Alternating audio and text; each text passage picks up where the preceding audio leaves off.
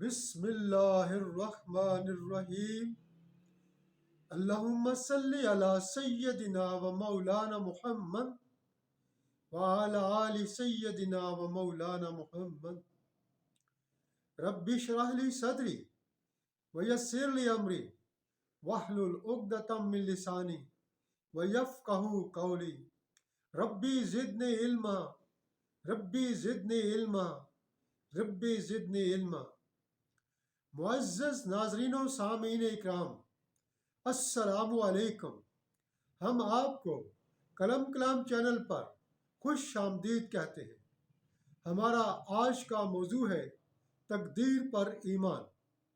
اپنے موضوع کی طرف آنے سے پہلے آپ سے ایک درخواست ہے، اگر ابھی تک آپ نے قلم کلام چینل کو سبسکرائب نہیں کیا تو کر لیں، بیل آئیکن کو بھی دبا دیں تاکہ ہماری تمام ویڈیوز آپ تک بروقت پہنچ سکیں۔ اس کے علاوہ ان ویڈیوز کو نوجوانوں اور طالب علموں کو بھی شیئر کر دیا کریں، ممکن ہے کسی کے لیے مفید ہو جائے۔ اللہ تعالی ہم سب کو بھرپور اسلامی زندگی بسر کرنے کی توفیق عطا فرمائے، آمین۔ دین اسلام میں اچھی اور بری تقدیر پر ایمان لانا بھی لازمی ہے۔ تقدیر کا لفظ قدر سے اخذ کیا گیا ہے، جو معنی کے اعتبار سے اپنے اندر بہت وسعت رکھتا ہے۔ قدر کے معنی قدر و منزلت کے قابل ہونا، امکانات و ممکنات قابل عمل ہونا، منظم کرنا، اندازہ لگانا، تخمینہ لگانا، کسی کو بناوٹ کے اعتبار سے اس کے رویوں کو سمجھنا، کسی کی خوبیوں خامیوں کا اندازہ لگانا وغیرہ۔ قرآن پاک میں اللہ تعالیٰ ارشاد فرماتے ہیں، بے شک ہم نے ہر چیز کو اندازہ مقرر کے ساتھ پیدا کیا۔ سورۃ القمر آیت نمبر 49۔ جبکہ تقدیر کے معنی کسی چیز کے کام کرنے کی صلاحیت کا تخمینہ لگانا، کسی چیز یا انسان کی ابتدا و انتہا اور اس کے ظاہری و باطنی قوتوں کو مد نظر رکھتے ہوئے اس کی صلاحیتوں کو پرکھنے کے لیے آزمائش میں ڈالنا تقدیر کہلاتا ہے۔ اللہ تعالیٰ قرآن پاک میں ارشاد فرماتے ہیں، اور اس کو ایسی جگہ سے رزق دے گا جہاں سے وہ گمان بھی نہ کرتا۔ جو اللہ پر بھروسہ رکھے گا تو وہ اس کو کافی ہے۔ اللہ اپنے کام کو جو وہ کرنا چاہتا ہے پورا کر دیتا ہے۔ اللہ نے ہر چیز کی قدر یعنی اندازہ مقرر کر رکھا ہے، اس کی قدر متعین کر رکھی ہے۔ سورۃ الطلاق آیت نمبر 3۔ کسی چیز کو بنانے میں اور اس سے مطلوبہ نتائج حاصل کرنے یا کسی کام کے ارادہ میں علم و حکمت اور قدرت کی صفات کا ہونا از حد ضروری ہے۔ قرآن پاک میں اللہ تعالیٰ ارشاد فرماتے ہیں، اس زمین پر جو کوئی جاندار ہے اس کا رزق اس کے رہنے یعنی چلنے پھرنے کی جگہ اور کہاں سونپا جائے گا اللہ جانتا ہے۔ یہ سب کچھ کتاب مبین میں لکھا ہوا ہے۔ سورۃ ہود آیت نمبر 6۔ اس آیت مبارکہ میں کسی بھی جاندار کی ساری زندگی کا احاطہ کیا گیا ہے، یعنی کسی جاندار کی پیدائش، اس کا رزق، اس کے سونپے جانے کی جگہ یعنی اسے موت کب اور کہاں آئے گی اور کہاں دفن کیا جائے گا اللہ تعالیٰ جانتے ہیں۔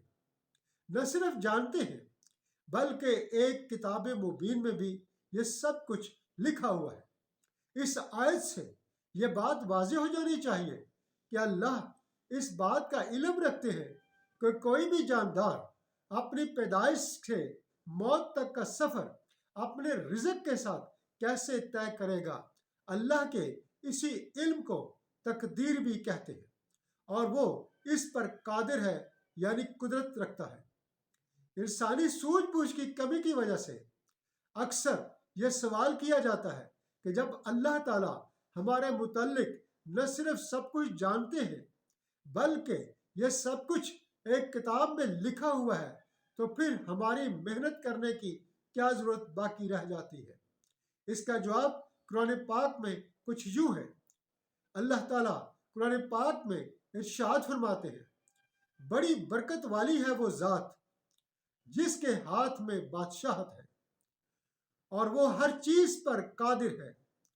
اسی نے زندگی اور موت کو پیدا فرمایا تاکہ تمہاری آزمائش کرے کہ تم میں سے کون اچھے عمل کرتا ہے، وہ بڑا ہی زبردست بخشنے والا ہے۔ سورۃ الملک آیت نمبر 1 اور 2۔ اس کرۂ ارض پر انسانوں کے علاوہ اور بہت ساری جاندار مخلوقات ہیں، لیکن اس بات کو ذہن نشین کر لیں کہ اس دنیا میں اعمال کی آزمائش صرف اور صرف انسانوں کے لیے ہے، اور ہر انسان کی آزمائش یہ ہے کہ وہ عمل صالح یعنی نیک عمل کرتا ہے کہ نہیں، یا خواہش نفس اور لذات شہوانیت میں مبتلا ہو کر اپنی زندگی خاک میں ملا دیتا ہے اور اپنے رب سے دور ہو جاتا ہے اور اللہ کی اس ملاقات سے غافل ہو جاتا ہے جس کا وعدہ اللہ نے قیامت کے دن کیا ہے۔ آزمائش کیا ہے؟ آئیے یہ بھی اللہ اور اس کے قرآن سے معلوم کرتے ہیں۔ اللہ تعالیٰ قرآن پاک میں ارشاد فرماتے ہیں، بے شک ہم نے ان چیزوں کو جو زمین پر ہیں اس کو باعث زینت و آرائش بنایا ہے تاکہ انہیں یعنی انسان کو آزمائیں کہ ان میں عمل کے لحاظ سے کون بہتر ہے۔ سورۃ الکہف آیت نمبر 7۔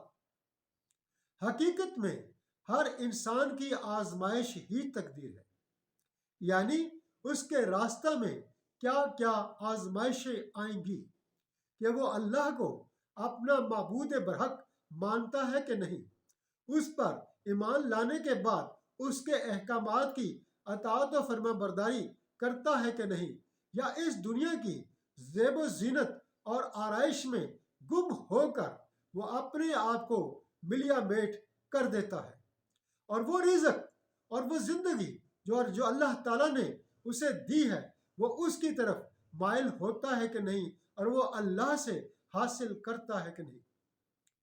انسان جتنی بڑی آزمائش میں ڈالا گیا ہے اس سے نبرد آزما ہونے کے لیے اللہ تعالیٰ نے اسے خاص جسمانی عذابی عطا کیے ہیں۔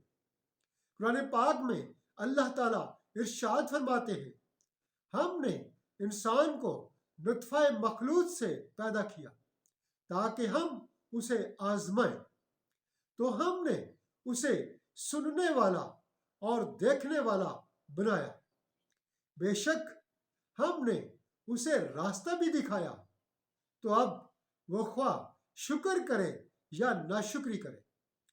سورۃ الانسان آیت نمبر 2 اور 3، اسی کو سورۃ الدہر بھی کہتے ہیں۔ اس آیت مبارکہ میں سننے والا سے مراد سننے کے لیے اسے کان عطا کیے ہیں، اور دیکھنے والا سے مراد اسے دیکھنے کے لیے آنکھیں دی ہیں۔ ایک اور مقام پر اللہ تعالیٰ قرآن پاک میں ارشاد فرماتے ہیں، اور اللہ ہی نے تم کو تمہاری ماں کے پیٹ سے پیدا کیا کہ تم کچھ بھی نہیں جانتے تھے، اور اس نے یعنی اللہ نے تم کو کان اور آنکھ اور دل اور تمام جسم کے اعضاء بخشے تاکہ تم شکر کرو۔ سورۃ النحل آیت نمبر 78۔ اللہ تعالیٰ نے انسان کو بدی اور نیکی میں تمیز کرنے کی کیا تدبیر فرمائی۔ قرآن پاک میں اللہ تعالیٰ ارشاد فرماتے ہیں، قسم ہے نفس کی اور اس کو درست کرنے والے کی، پھر اس میں ڈال دی اچھائی اور برائی، یعنی اطاعت و فرما برداری اور نافرمانی کی استعداد۔ یقیناً وہ فلاح پا گیا جس نے اپنے آپ یعنی اپنے نفس کو پاک کر لیا، اور یقیناً جس نے اسے چھپایا یعنی نافرمانی سے خاک میں ملا دیا، وہ نامراد ہوا۔ سورۃ الشمس آیات نمبر 7 تا 10۔ قرآن پاک کی ان آیات مبارکہ کی روشنی میں انسان کی کامیابی و کامرانی کا دار و مدار خود اس کی اپنی کوششوں پر منحصر ہے۔ اللہ تعالیٰ قرآن پاک میں ارشاد فرماتے ہیں، اور یہ کہ انسان کو وہی ملتا ہے جس کی وہ کوشش کرتا ہے، اور یہ کہ اس کی کوشش دیکھی جائے گی، پھر اس کو اس کا پورا پورا بدلہ دیا جائے گا۔ سورۃ النجم آیات نمبر 39 تا 41۔ ان آیات میں ان لوگوں کو بالکل واضح جواب مل گیا جو اکثر و بیشتر یہ کہتے ہوئے پائے جاتے ہیں کہ اگر اللہ چاہتا تو ہم بھی اس پر ایمان لے آتے، ہم بھی نیک عمل کرتے، ہمارے مقدر میں تو پہلے ہی سے گمراہی لکھی ہوئی تھی، وغیرہ جیسے کلمات بولتے رہتے ہیں۔ اگر وہ اللہ کی ہدایت والی کتاب پڑھتے اور سمجھتے ہوتے اور رسول اللہ صلی اللہ علیہ وسلم کی طرف اپنی زندگی کا رخ کرتے تو ایسا نہ کہتے۔ قرآن پاک اس دنیا کی وہ واحد کتاب ہے جس میں ہر انسان کو پیدائش سے لے کر موت تک کے سفر کا مرحلہ وار ہر آزمائش اور تقدیر کا ذکر کر دیا گیا ہے، یعنی پیدائش، بچپن، جوانی، تعلیم، ماں باپ، اولاد، نکاح، کاروبار، عہدہ، وعدہ، فرد، کنبہ، معاشرہ، قبیلہ، قوم و ملک، غیر مذاہب سے تعلقات، سچائی کی اہمیت، جھوٹ کا وبال، بے شرمی اور بے حیائی کی تباہ کاریاں، کفر و شرک کی تباہ کاریاں وغیرہ۔ غرض ہے کہ زندگی کا کوئی ایسا گوشہ نہیں جس کا تفصیل اور مثال سے اللہ نے قرآن پاک میں ذکر نہ کر دیا ہو۔ میں قرآن پاک کی ان آیات مبارکہ کی تعلیم سے یہی سمجھا ہوں کہ تقدیر دراصل ہر انسان کے اول سے آخر تک اور اس کے ظاہر و باطن کے وہ رویے اور عمل ہیں جو زندگی میں دنیا کی آزمائشوں سے گزرتا ہے، وہ اس کی زندگی کی تقدیر ہے، اور وہ زندگی اور وہ رزق جو اللہ تعالیٰ نے موت تک اس کو دیا تھا، اس کے حصول میں، اس کے راستے میں جو مشکلات اور آزمائشیں آتی ہیں ان کو عبور کرنا اس کی تقدیر کہلاتا ہے، جبکہ مقدر تقدیر کا نتیجہ یا ثمر ہے۔ یوں تقدیر اور مقدر ایک دوسرے کے ساتھ ساتھ زندگی سے موت تک رہتے ہیں، جس کا ہر انسان سراپا خود ذمہ دار ہے، اور بے شک انسان کو آزمائش میں اللہ ہی ڈالتا ہے تاکہ اس کے ایمان اور اچھے اور برے اعمال کو پرکھا جائے اور اس سے اس کی جزا و سزا دی جائے۔ اللہ رب العزت ہم سب کو نیک عمل کرنے کی توفیق عطا فرمائے اور ہماری بخشش و مغفرت بھی فرما دے، آمین ثم آمین۔ الحمدللہ ہمارا آج کا موضوع ختم ہوا۔ اگر ابھی تک آپ نے قلم کلام چینل سبسکرائب نہیں کیا تو کر لیں، ویڈیو اچھی لگی ہو تو لائک بھی کر دیں اور شیئر بھی کر دیں۔ شکریہ۔ اللہ حافظ۔ السلام علیکم ورحمۃ اللہ وبرکاتہ۔